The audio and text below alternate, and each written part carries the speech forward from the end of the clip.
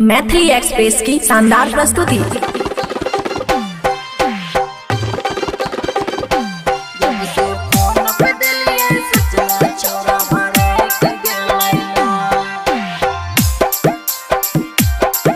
खुशी recording studio बलुआहा।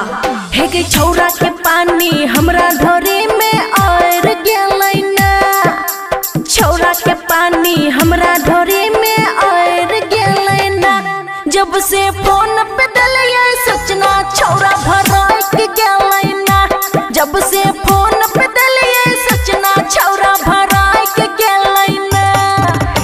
पातर कमरिया से ओढ़नी सराय के गेलैना, पातर कमरिया से ओढ़नी सराय के गेलैना।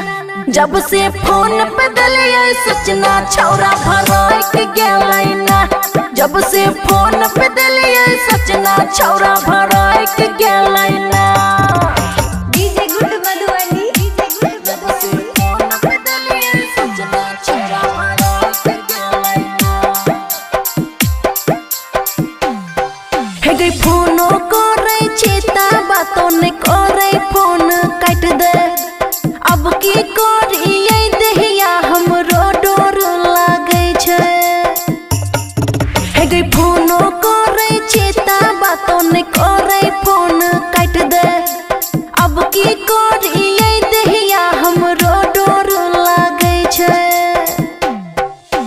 झूठो के छौरा क्रिया शपथ खिलैलो कहना, नहीं दे रहिए तैयो लाके चिपाई के गेलैना।